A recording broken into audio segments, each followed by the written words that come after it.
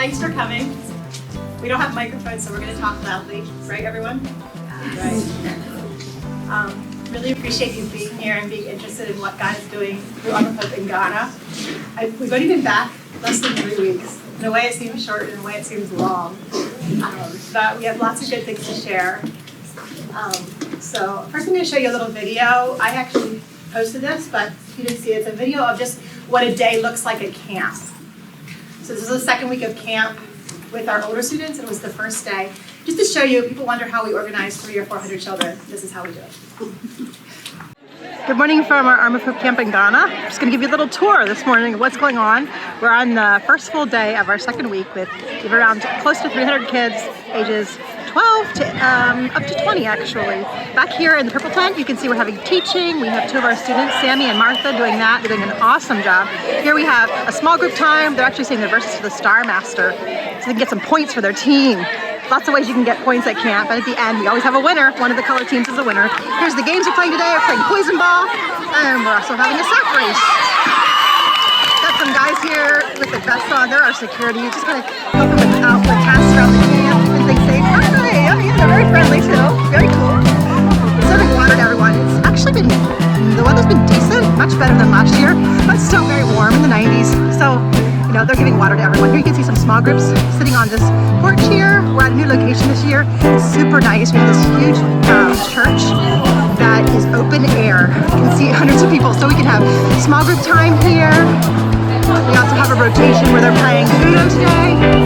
Come in here, you can see these people over here are playing Uno. Hello. Hello. Hi. These teams are playing Uno. And then in here, we have the craft. You can see this is a huge room. It's worked out really well this year. We really love this new location. Today they're making gospel bracelets. Can I see your bracelet? Nice, nice. We're also doing a cup stacking minute to win it game. And that's our camp. Thanks for joining us. It's a beautiful day in Ghana. Hope you're having a great day too.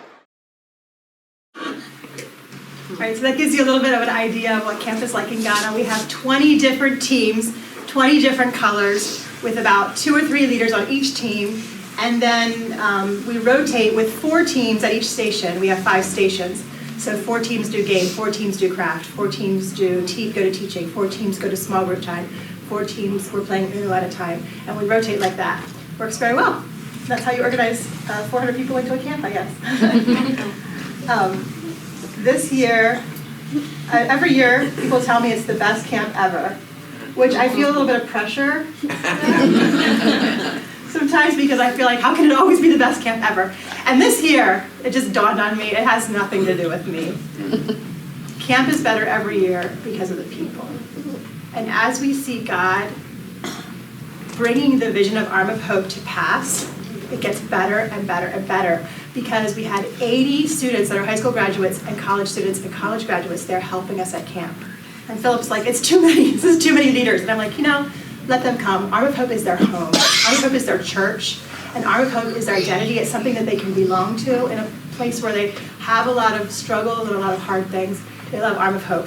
So to see them all coming out and basically running the camp, and now our team, we aren't running the camp, we're just kind of supporting and coming alongside them and encouraging them. That's what makes camp better every year. So it's seeing God work in everyone's life each year, more and more and more, and that's what makes camp better. So now the pressure's off of me. So I'm going to talk first and tell you about a few people at camp. So this is one of the very important people at camp. This is Philip Darko. He's our missionary partner. Those are his little twins. They're going to be 3. They were born on Easter, so around Easter they're going to be 3 years old. And we are honored and privileged to partner with Brother Philip. Honestly, I've learned so much from him, and the way that he leads his life and the way that he leads the students there is just incredible. So we're very thankful for him. Okay, this is Tanko. One nice thing about going to Ghana is experiencing a different culture. So they think we're funny, and sometimes we think they're funny, and we do things differently, and it's fun to talk about it. Tanko was like, how do you say this word in America? How do you say this word? He goes, do you say bath or bathe? And I was like, well, bath is a noun and bathe is a verb. He goes, are you saying that we say it wrong? Because they always say we're going to bath. I said, no, you say it different. It's different. It's not wrong. So Tanko was cracking me up. He's like, oh, I know how people wake up in America. He's like, they go like this. I've seen it in the movies. He goes, they go.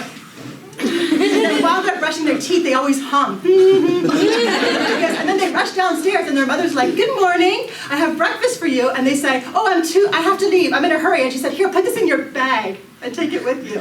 Apparently this is like across the board how we as Americans portray ourselves in movies. He said, when I wake up in the morning, I just open my eyes and I'm like, oh, my mother is cooking. Because our students live in very, very small rooms. Anything that happens in the family is happening in that one little room. They don't have to go down the stairs and have this whole experience. So it's just kind of funny because he's telling me how he thinks we are in America. I'm like, well, I hear what you're saying, but it's not always like that. That's definitely not always like that.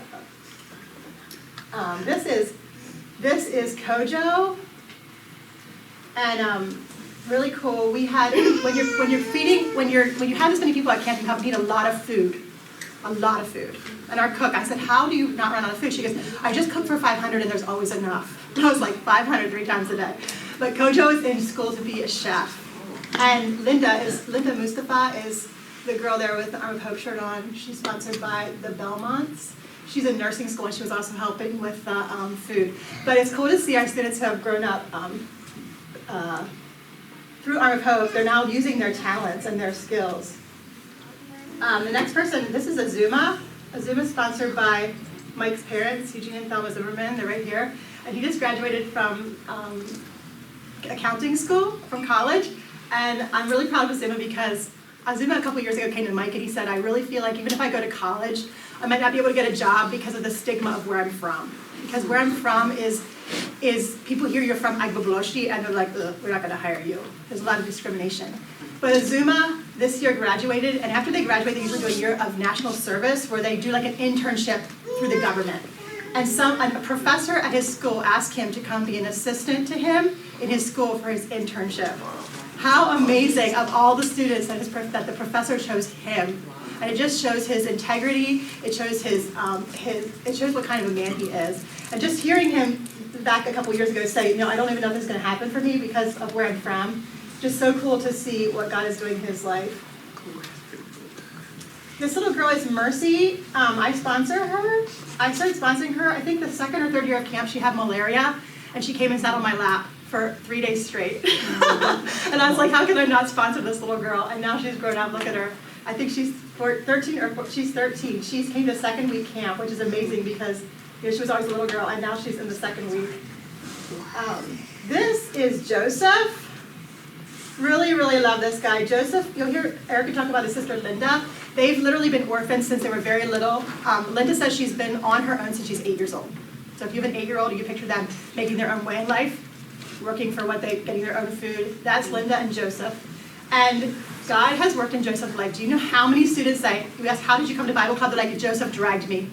I'm like, how many kids have come to know Jesus because Joseph's like, you need to come to Bible Club? And I literally got a hold of them and just like took them. And he's been just kind of doing small things around the community. And this year, he passed exams to go to college.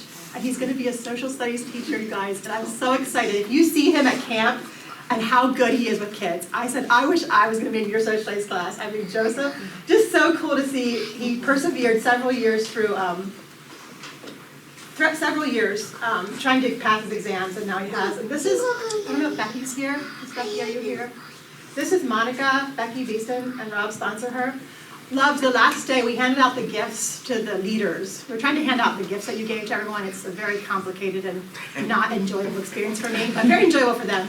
And the last day, we got all the leaders together, all 80 of them. They were sitting like in this half circle, and I'm just looking at their faces, and we gave the gifts to them. This is Monica, and she was just sitting there, and she looked kind of sad. And I was like, are you okay? She goes, I'm just so full of happiness. And she was just reading Becky's note.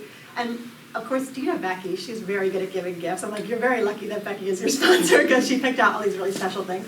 Just to see the connection that she has and the appreciation that she has for a sponsor. It's really cool. I wanted to tell you an update. Remember last year, one of our students started their own little shop, their little hairdressing shop, and we gave her a loan and she's paying it back.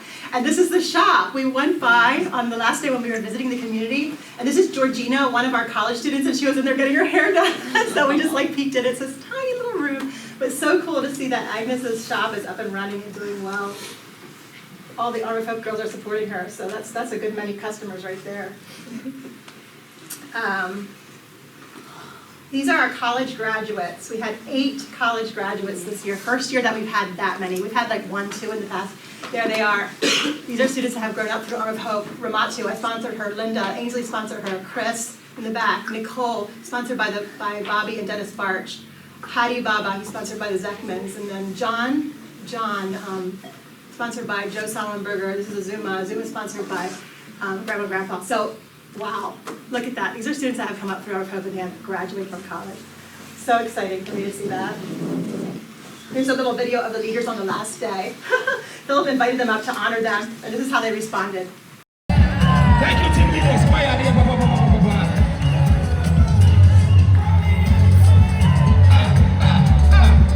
Oh, nice. Wonderful people. Thank you, team leaders.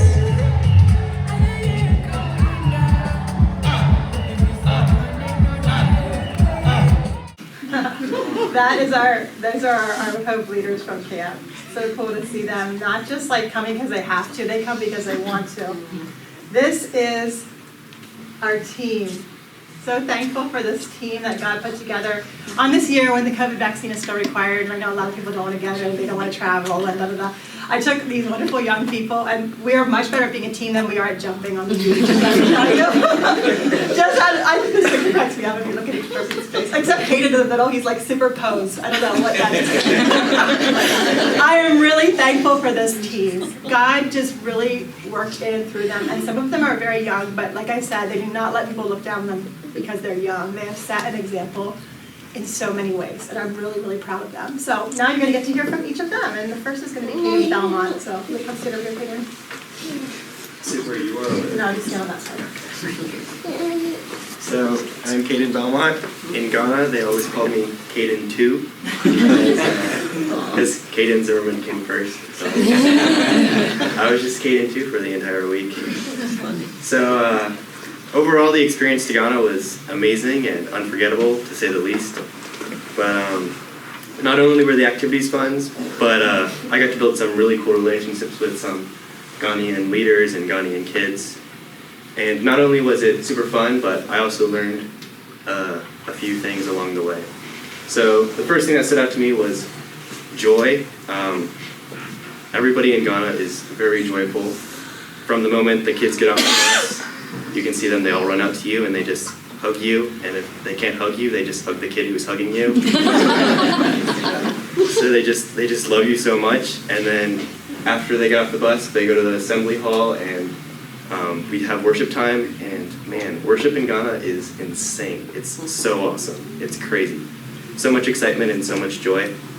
And then at the beach, everybody is very joyful and excited to go, and a little bit terrified of the waves. But they love the beach, and they just love being there with us and having a good time. And then just at the slums, when we came there the final day, the kids were very excited to see us, even though they were at their home, and their home is pretty bad living conditions. So another thing that I saw was the leaders' trust and thankfulness in God. So here in the USA, it's easy to say, like, my school was paid for by my parents, or I was sick and the doctor healed me. But in Ghana, most of the leaders, well, just about all the leaders, they attribute like all their blessings and all the things that they have to God and to Arm of Hope. So it's quite obvious to me that they're all very thankful to God, especially Joseph Kanja, who Auntie Cheryl showed earlier. Like, I still see on his like what's up status, he's like, thank you to God, because everything he sees that he has is from God. I heard a few of them say, without God working through Arm of Hope, I would be nothing. So a lot of their value comes from Arm of Hope, and like Arm of Hope has helped them a lot through their life.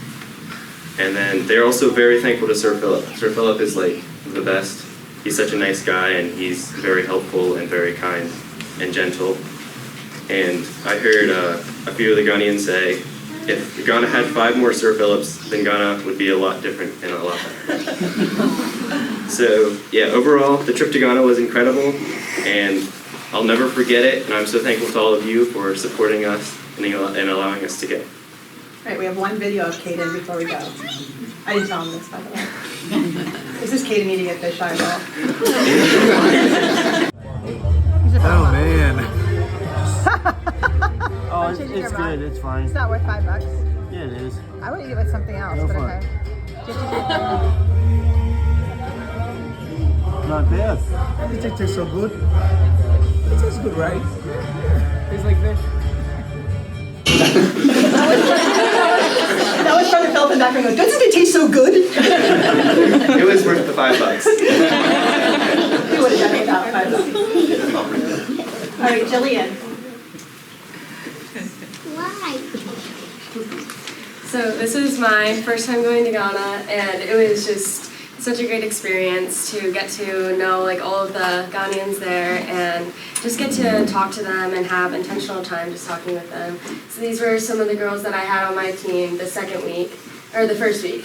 And they were just, it was so sweet just seeing how much they just love the attention, and sometimes it can be overwhelming with a lot of the kids just hanging all over my arms and legs and everywhere. There was not a speck on my body that was not being like hugged by the kids, but it was just so sweet to see like how much they love just being held and just being comforted.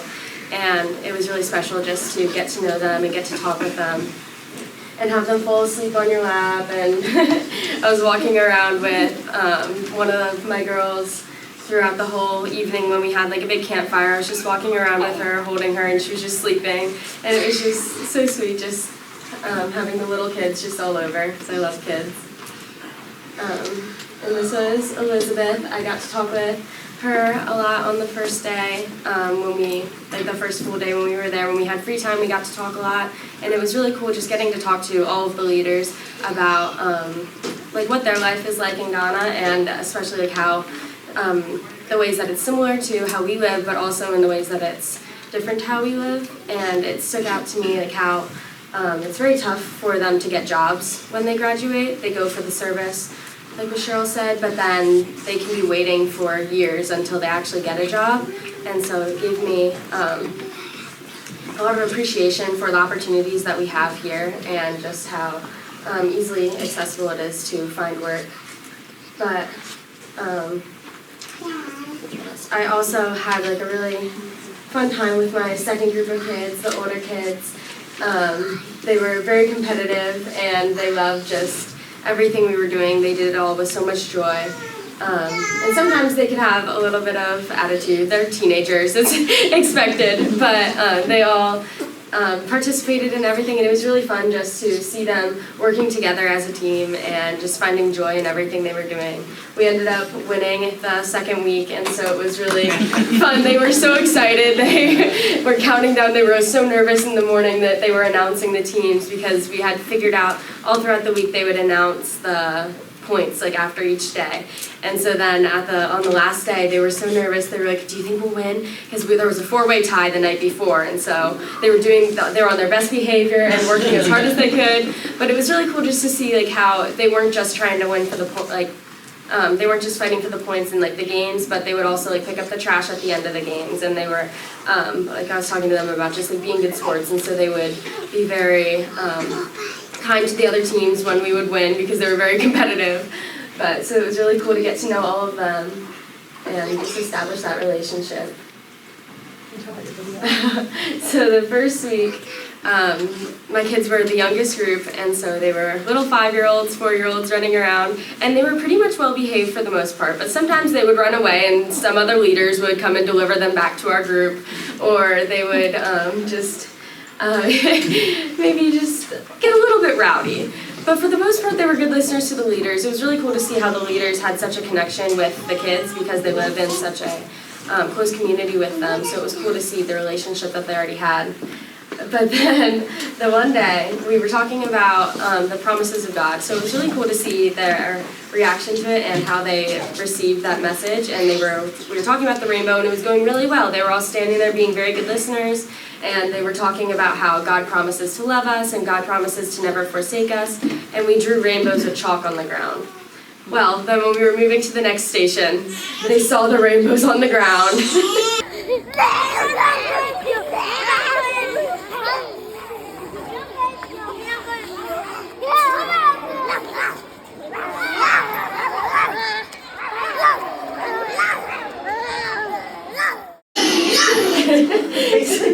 on their faces and acted like wild animals.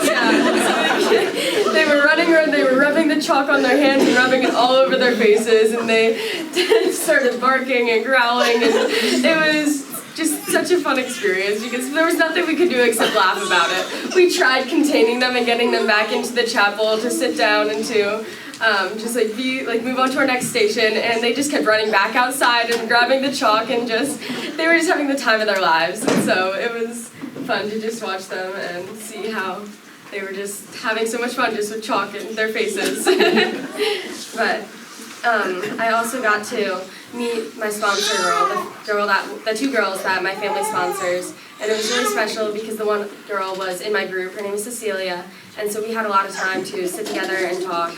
And the one night we were at the campfire, and I went over and I sat with her, and she just sat there. She was very quiet, but she would talk when we were in a group with the other girls. It was fun to hang out with the girls, and it was just girls hanging out together. But then Cecilia, she was very quiet this one night, and I was just talking with her, and I asked her, is there anything you want to talk about? And she just started crying, and she just gave me a hug, and it was just so sweet just to see how God has been working. Because then we were talking, and I was asking her what I could pray for her for, and she was just talking all about how she was just so grateful for everything Arm of Hope is doing, and for the education she has, and for Sir Philip for just being there for her, and for being a father figure to her. She lives with her mother and without a father, and so it was really special to see how appreciative she was for Sir Philip to be there for her and to be a father figure in her life. You know that. Carol?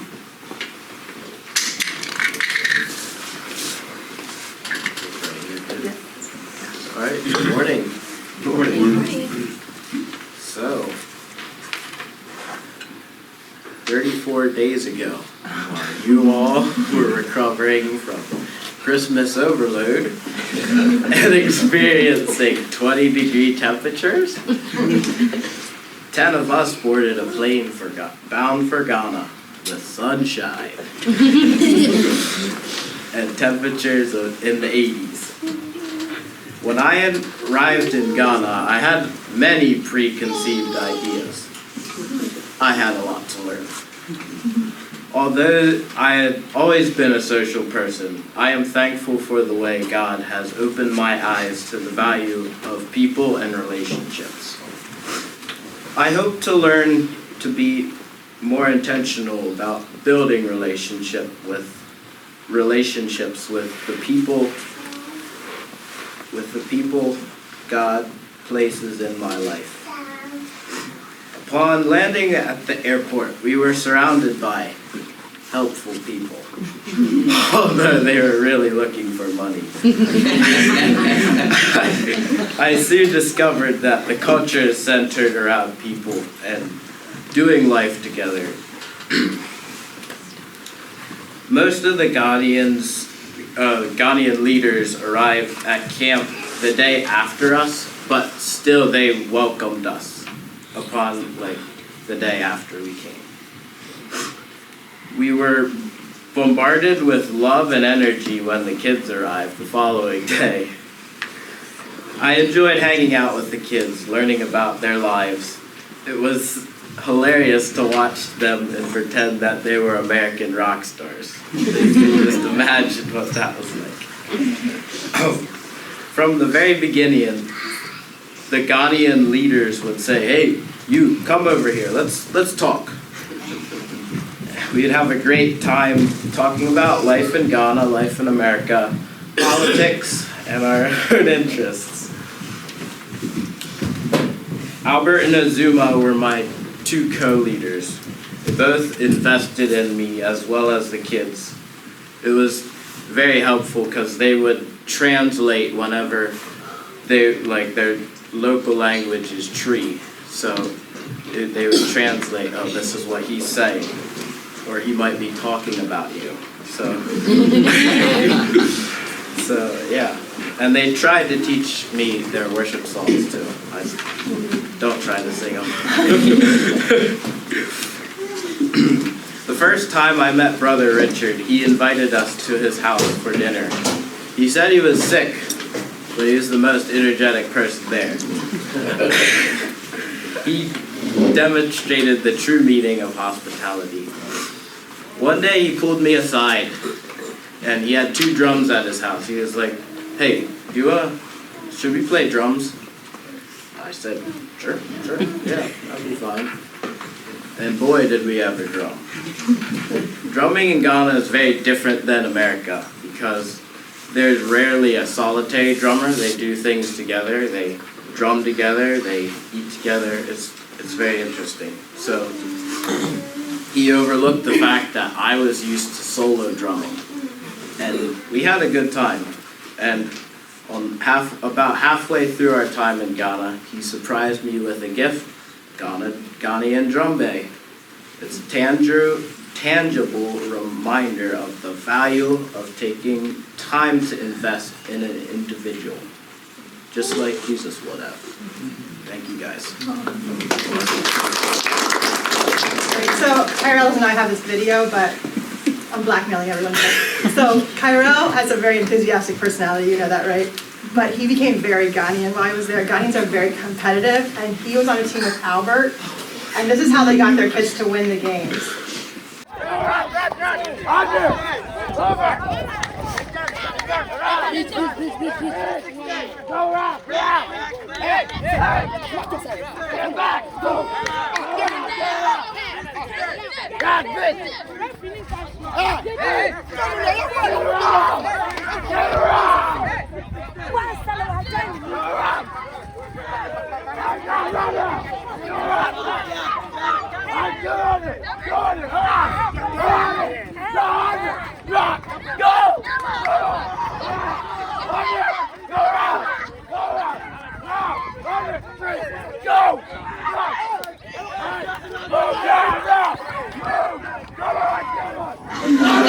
And so on and so forth.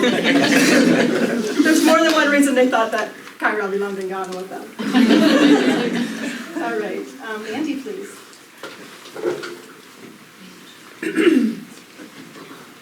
Oh, there's a little video first. Follow Amanda. Follow Amanda. Follow Amanda. Okay, so they're saying follow Amanda. Like here I'm known as Mandy, but in Ghana I'm known as Amanda. They say like Amanda. And so those were my lavenders from the first week. And we kind of like, as we walk around camp, we try and keep the kids in straight lines so we don't lose them. And we do little chants to keep them in their line. And one of the most popular chants is like, follow the teacher, teacher, teacher, but we changed it. So they would say follow Amanda, so I have been to Ghana 3 times now. This is my 3rd time. And I wrote down what I wanted to say because I could just talk about it forever. So I wanted to like make it a little more concise. So before leaving for Ghana, I had kind of been going through a bit of a dry season. I was feeling like a little melancholic. But as soon as we arrived and camp started, I just felt overwhelmed with this incredible joy. And to be honest, it's hard not to be joyful at camp because it's impossible to go a full hour without like clapping or cheering or singing or dancing. There's a lot of that. And I have a really good friend there, Cynthia. She was in the last picture. And I remember on New Year's Eve, we were doing fireworks and we were watching them together. And she turned to me and she was like, wow, camp is just so amazing. I love being here. And I was like, I know exactly how you feel. And I think that the reason why camp is so amazing is not because of the fireworks or like the excitement of traveling to another country. It's because when we're there, like the only thing that matters is praising God and learning about His Word and doing those 2 things together as believers. So it doesn't really matter like that we didn't have running water for more than half the time, or that we kind of ran out of supplies sometimes. Like it didn't matter if we smelled really gross, because every moment that we spend there is focused on just loving God and loving each other. And I think that's why camp is so joyful. And I'm just reminded of Matthew 22 when Jesus says the greatest commandment is to love Lord your God with all your heart, soul, and mind. The second is like it, to love your neighbor as yourself. And I think that that verse, like those 2 greatest commandments, kind of sum up the meaning of camp really well. So I want to tell you about some of the relationships that are really special to me. So this is Adom. Can you show that picture? The one with both of them, yeah. So I've known Adom and her sister Anastasia since 2019, the first year I went. So I actually sponsor Anastasia here, and then a year after I started sponsoring her, we heard that their dad had died and they already didn't have a mom. So my mom decided to start sponsoring her little sister Adom. And so these two are so special to me. It's just been really amazing to see them grow over the 3 years that I've gone. Like when I first met Anastasia, she was 9, and so she was pretty young, but now I see how much she really cares for her younger sister. Like I watched them when they all arrived at camp. Anastasia was carrying Adom's little bag full of clothes, and she was holding her hand in line, making sure that she got into her dorm. And then at the end of camp, she waited at the door to make sure that she got her little sister with her, and they went to the bus together to make sure she could sit with her. Which isn't super common in Ghana, because usually the siblings, they have a lot of independence. So I don't really see the siblings spending that much time together, but I can really see that Anastasia has a servant's heart. And Adom is like the most joyful little girl I've ever met. Like she has no parents, but sometimes we'll be sitting together and she would just look at me and start laughing at nothing because she like literally could not contain her happiness. So I really love them. And then another really close friend I have is Cynthia. So I've also known her since 2019. And we got to spend so much time together this year. She actually almost didn't come to camp because she was very stressed about starting college in 2 weeks. She literally, like the day after the second week of camp ended, she went to college for the first time. And she said that she changed her mind at the very last moment and had to run to the bus to make it to camp. But I am so glad she was there because we got to spend hours together just talking and encouraging each other. And I think that God really knew that we needed each other because she really encouraged me too. And so I just wanted to finish with a little story that kind of exemplifies what it feels like to be in Ghana. So I think, this wasn't the last day we were at the beach, but this is at the beach. This is me and Cynthia. And the very last day after camp had ended, we took all the leaders to the beach. And as we were going back, we had kind of a lineup of vehicles that we were all getting into, and you know the story.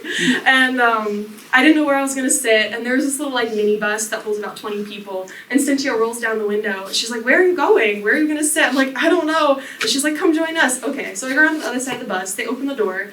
It was like opening the door to a can of sardines, because there were so many people in that bus. I was like, "Cynthia, there is no room for me." She's like, "Oh, of course there's room, come sit on my lap."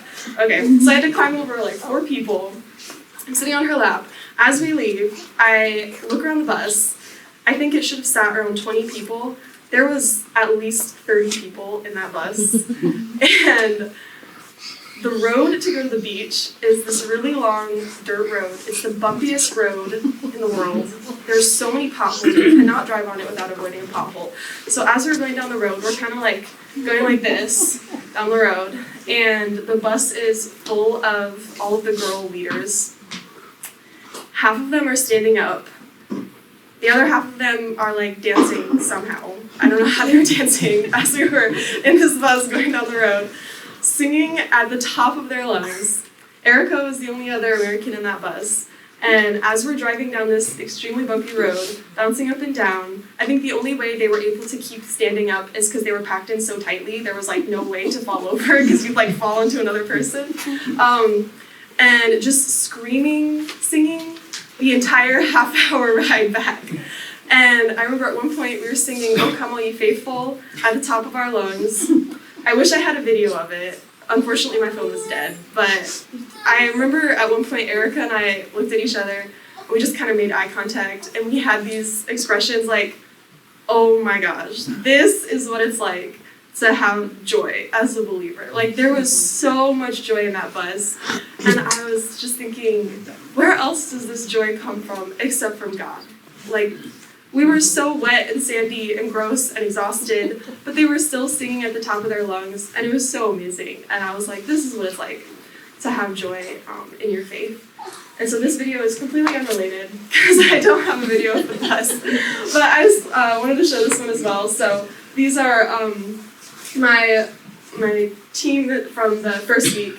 So I call them my little lavenders because we're the lavender team. And I just love them. I kind of feel like I'm a mom of like 15 girls when I'm at camp. And this is them doing their verse in the first week. AoH chapter 11 verse 1 to 2. Now faith is the confidence in what we hope for and assurance about what we do not see. This is what the ancients were commanded for. So if you didn't understand, it's enough faith is the confidence in what we hope for and assurance about what we do not see. This is what the ancients were commanded for. In case you can hear their accents, but that was my time in Ghana.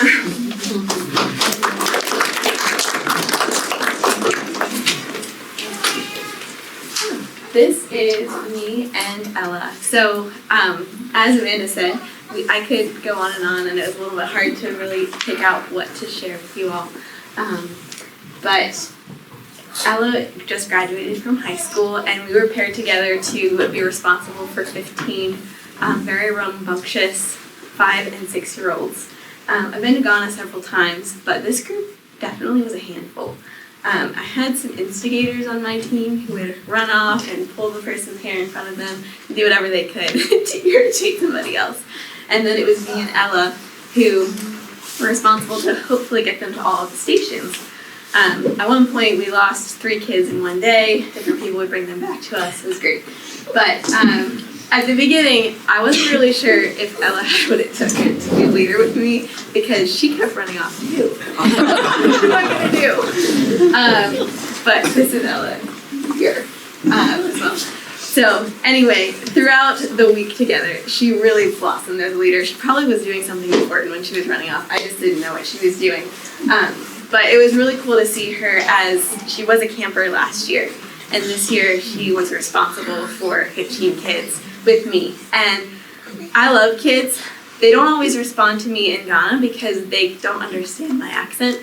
And if they're very excited to do other things, they don't always listen. But she was able to corral them. And by the end, she had a great idea for our team skit. And she truly loved the kids. And it was also really special. We got to the other picture that she would show. She had some things that she was struggling with, having some like what she thought might be spiritual attacks and really bad nightmares and stuff. So there was a time where we could connect as well and just pray for her and see God at work in her life. And then the other one next to me was Martha, and I get to sponsor her. And I hadn't really gotten to know Martha very well at all so far in my time at Ghana, or in Ghana. And this year was really special to connect with her. You never know what a person is like until you meet them, even if you've been praying for them for years. And I think it's different depending on the kid, how they feel. I think she felt a little bit shy and unsure of how to respond to me as her sponsor. But over the course of the week, we just had kind of like a understood connection, even though there wasn't a lot of depth of conversation. Also, during camp, you might have heard last year that her sister passed away during camp. And so... Not at camp. She was it was the same, not at camp. It was totally unrelated to camp, but it was during that time. And so we were there together, not really talking, just kind of understanding and comforting each other. So that was special. And this is my sweet girl, Yao. She's another girl that I sponsored. I don't know what other pictures you have. I think there's one of Linda. Yeah. Oh, this is Nicole. This is your future boss, Erica. Yes, this is my boss. So I'm so proud of these girls. Nicole and Linda, I met in 2014, and they have grown up. They've gone through junior high school, senior high school, and now college. Nicole is now a physician assistant, and her dream is to become a doctor. She's currently looking into medical schools, wherever it may be in Ghana or outside of the country. It's been really hard. She said she almost gave up this year. It was so difficult, but her brother told her to keep going. And so she did. But she was like running the clinic at camp this year, and it was really cool. And then I wanted to share about Linda too, because if you all have heard us talk about any people in Ghana, you probably heard Linda's name tossed around a lot.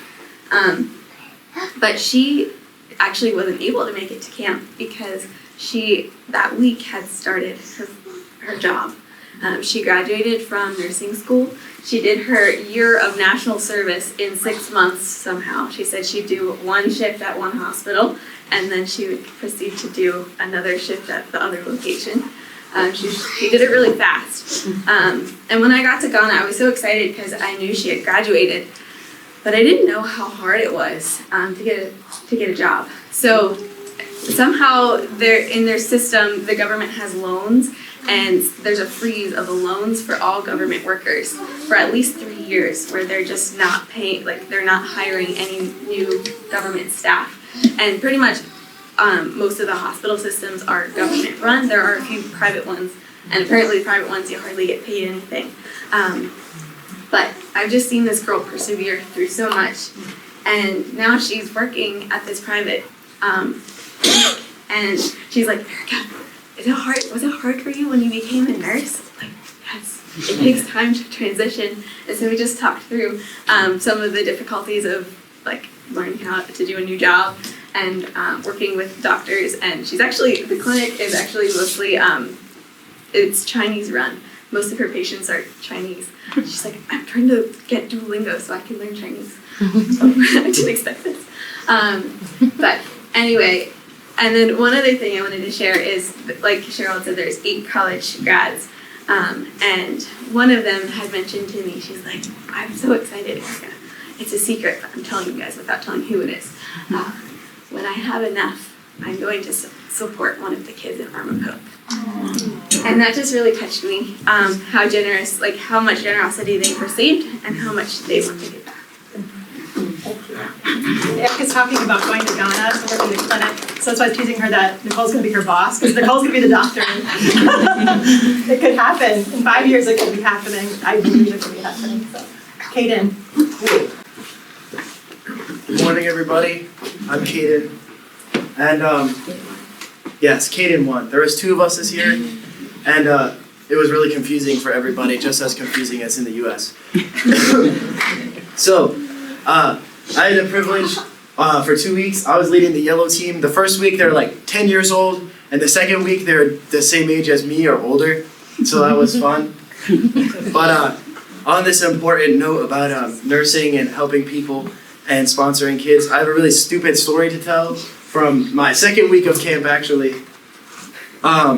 So each week we like collect points for things that we do for like saying verses, and if they see us that we're getting along well and we're being organized and we have everything together, and when you get the most points at the end of the week, you win. So this was my team the second week, and they weren't very good at scoring points. We got a 0 in craft. I think we got like a 1 out of, I think you can get like up to like 5 points in teaching. And those aren't even the hard ones to get points in. But anyway, so these guys, I understand, like they didn't really care. They just wanted to hang out with their friends and play soccer in the afternoons. But anyway, each week we had a talent show where you could earn points for your team. And each team was given like a category in which they would perform. So there's teams doing dances and songs, but we had to do the story about a Bible character that had faith, which was like the theme of our week. And so we were passing around ideas, and like I wasn't gonna tell these guys what to do because they're all like mostly older than me. So I was like, so which Bible character do you guys want to do? And so they're passing ideas around. They're like, oh, Moses, and they're like Abraham, and everyone else. And then one kid speaks up, and he's like, how about we do the story of the woman who bled for 12 years, and then Jesus healed her. And all the guys are like, yeah! And, So again, these guys are the same age as me. I wasn't even tell them what to do. So I was like, sure, as long as we're all getting along and they're super enthusiastic about it. I wasn't sure we were gonna pull this off with a bunch of 17 to 20-year-old guys. But anyway, we started casting it, and like we got our disciples, and then we were casting the doctors who were like taking her money but couldn't heal her, and they're like, I'm doctor number 1, and then everyone wanted to be a doctor. There was like doctor number 8 at some point, but we shortened it down to 3, and then it came. We got Jesus was this guy because he's the only guy with facial hair in our group, so he was the obvious choice for Jesus. And then it came to the difficult part, which was finding somebody to play the woman who bled for 12 years out of this group of dudes. So I believe that Noah here was our first candidate, and he was having fun with that. Every time he would like walk around to Jesus, he looked like he was walking down like a runway. But sadly, he got sick the day that we were supposed to perform. So while we were practicing, he was in bed. So second, we had Simon here. And he was really going for like the voice approach to playing the woman, right? So he'd be talking really high like this, but every time he'd hear himself, he'd start cracking up. And so all the guys were like, oh, no, he's laughing, kick him out. Finally, we found what the group thought would be the perfect guy, which was Richmond right here. And so, he was doing a really good performance. He looked like he was in pain, He's very dramatic and very serious. But I never actually got to see the entire skit before we performed it, because they kept starting and stopping and arguing. I didn't know what was going on because I only speak English. But anyway, it was the night of the skit, and they do the skit, and he was the perfect candidate. But unbeknownst to me, he had the deepest voice of any of the guys in my group. And so, and he wasn't trying to hide it at all. So, it's the skit, and the woman goes to the doctors, and they're like, oh, I can't help you, and they take all our money. And then, Jesus comes up, and he had like a bed sheet on, and like his nicest watch and everything. And everyone in the audience was like, yeah, Jesus! And then he comes up, and we had microphones, because we actually had a really nice sound system this year. And so then our woman, he gets the microphone, and he says, hey, Jesus, heal me, I'm bleeding. And that just about made my week, but it was really great. Very entertaining, and I think they learned the story as well. I'm not sure the woman actually cried out to Jesus. I love that. Yeah, secondly, I want to talk about the worship this year. So we were at a new place. We had like a new facility. The sound system there was super nice, as it was being used by a church when we weren't. But this year we had this huge auditorium, and we were able to have a full team this year. Last year there were some things prohibiting, and it was just like me on the piano and a guy on drums. And it was like, okay, but this year we actually had a really good band. And worship at camp is a little bit different than, worship at church. And so at camp, like as soon as you start playing any music, people just start going crazy. And like, it's just me on the acoustic guitar. Like you can come on Sunday and hear that. It's not anything super special, but everyone just starts dancing. We've got motions for everything.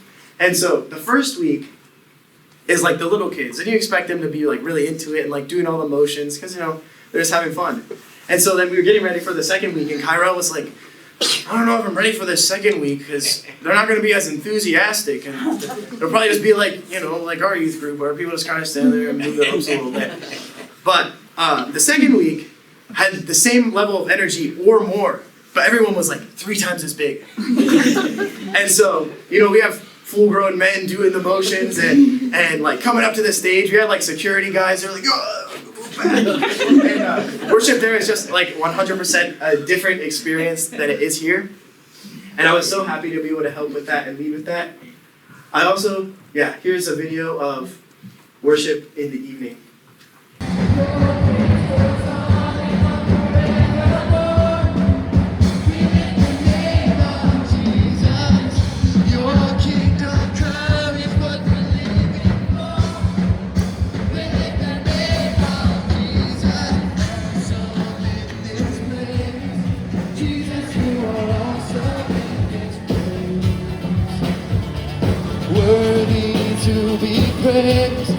Jesus, you are worthy to be praised.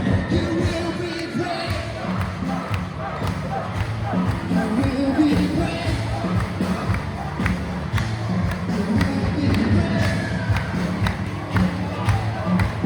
will be great.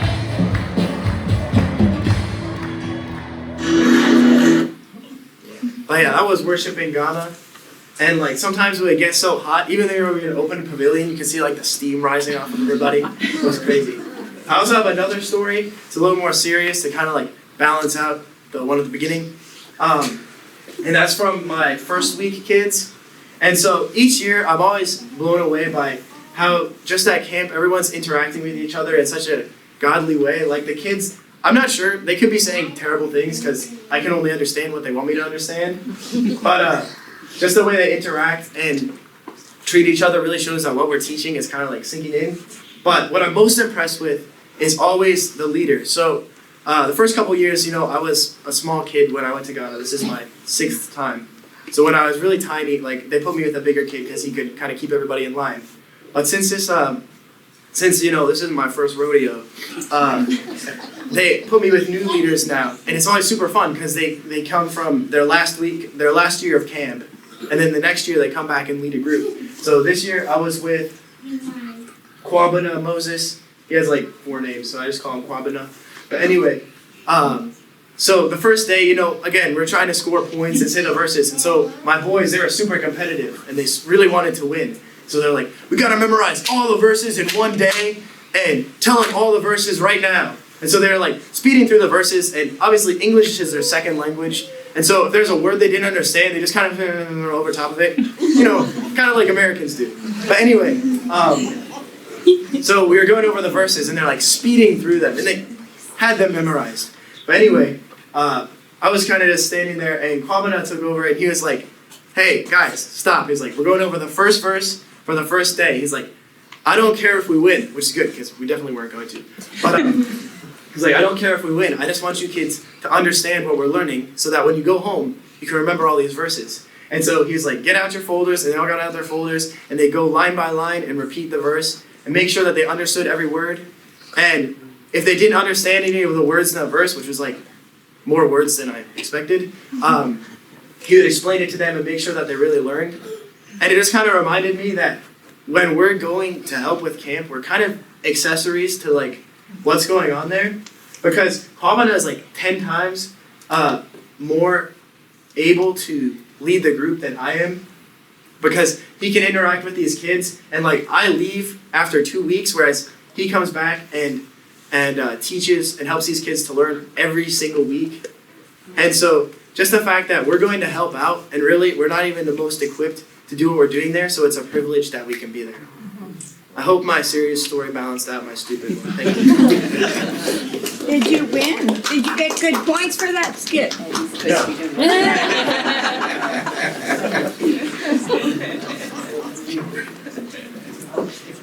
All right. Well, this was my 2nd time going to Ghana, and I was super excited to go back and just see the kids again. And I have 2 girls that I sponsor, so I was pretty excited to see them.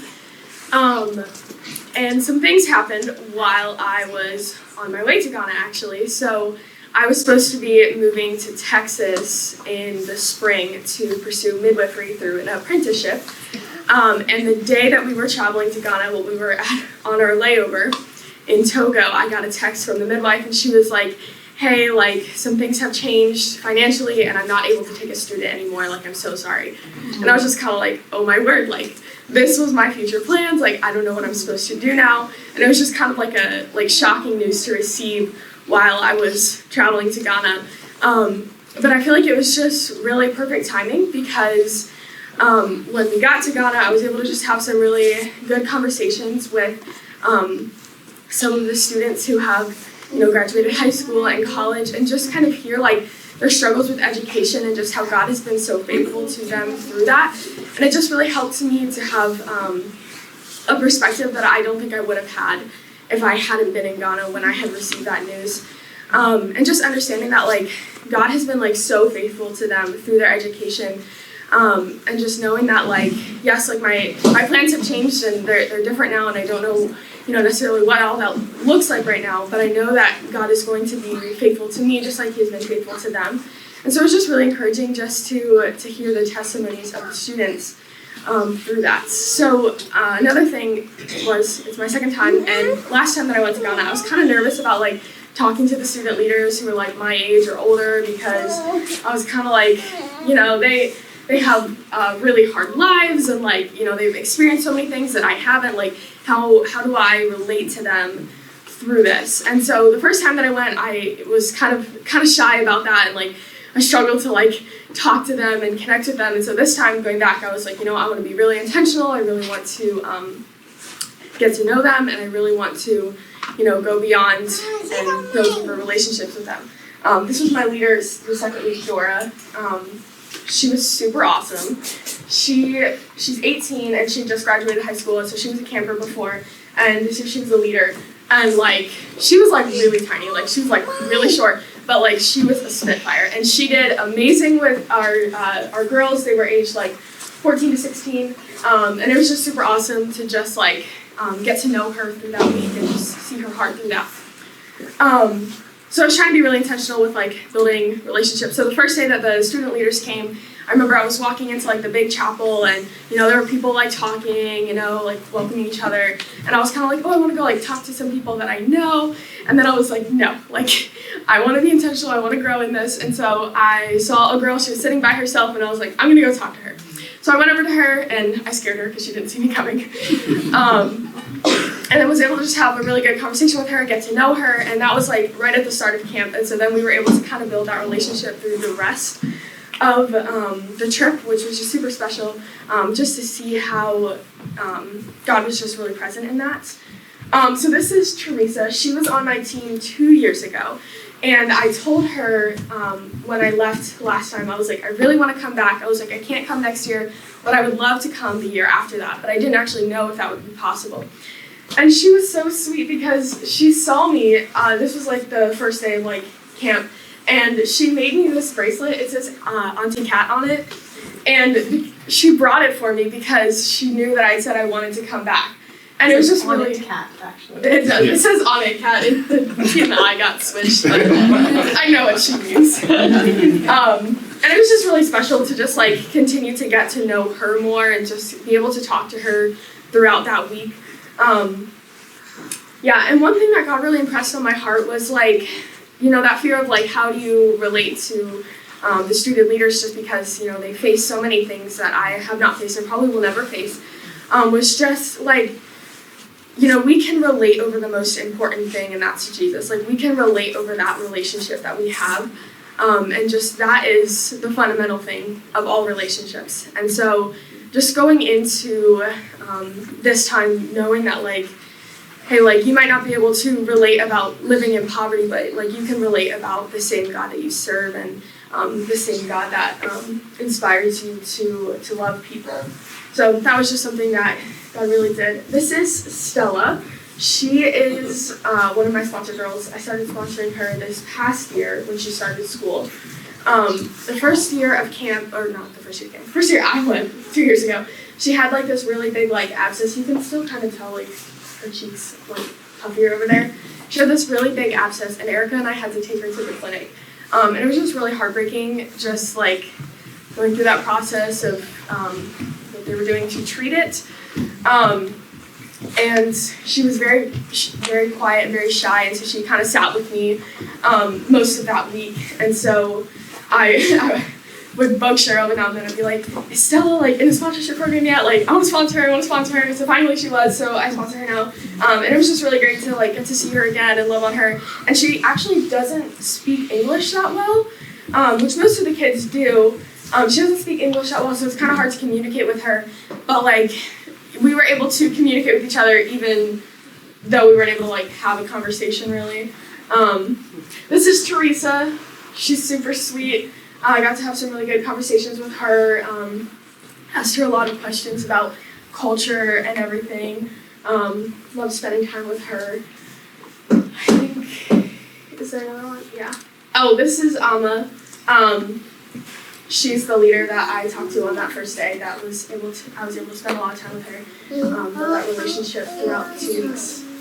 Yeah. Is there any other pictures? Thank you.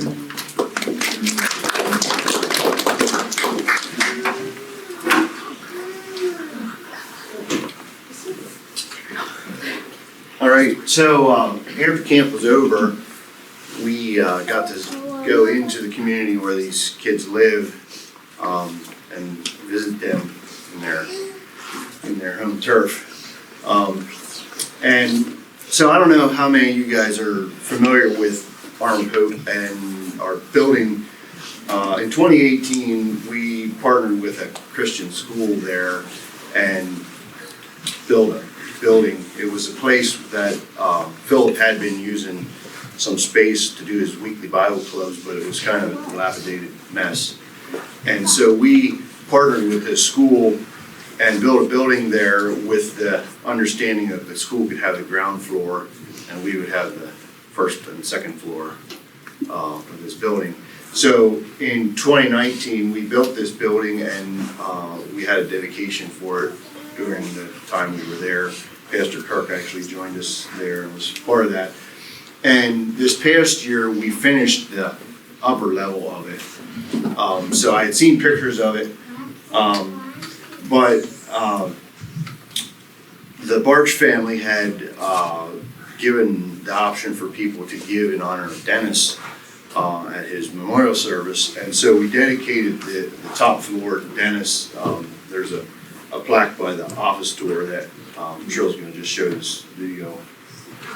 In loving memory of Dennis Barch for his service and generosity to our Shall we all say amen to that? Amen.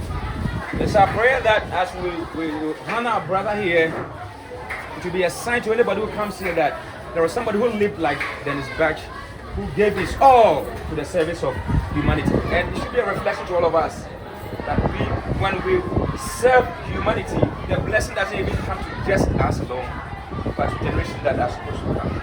So we want to honor him and appreciate him for his love for Arm of Hope Ghana. It was exciting for me to see this building complete now.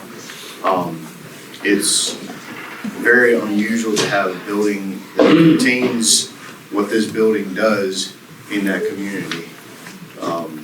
We have a library and a computer center and a place for Philip to do counseling. It's just a light that kind of stands out in the middle of that place. So it was great just to be there and to see that reach its completion. And then we had the privilege of walking a couple blocks. I don't know exactly how far it is in feet, but you kind of wander around through these small pathways over to the plowed ground where we're getting ready to build a medical clinic. And they had knocked down the buildings that were there, and we had a short groundbreaking ceremony for the clinic, which is really exciting to me. We presented the project this fall at our fall fundraiser, and at this point we have about a third of the funds raised already. So we're planning to start construction as soon as possible, like within the next week or two. The builder that is working on the project is also building an addition on Brother Philip's house. And so this past week they poured concrete in his house, and they're going to actually reuse a lot of the form material that they used at Philip's house and take it in to start on the medical clinic. So a cost savings there. But we had a groundbreaking ceremony, and we're just really excited to see how God's going to provide. So we're gonna start building, and we're gonna see how long it takes. But we're excited at the progress that's been made, and we'll just see how God works. But it's just really been a blessing. So this is some of our students that are going to be working in the clinic, hopefully, who are helping with the ground.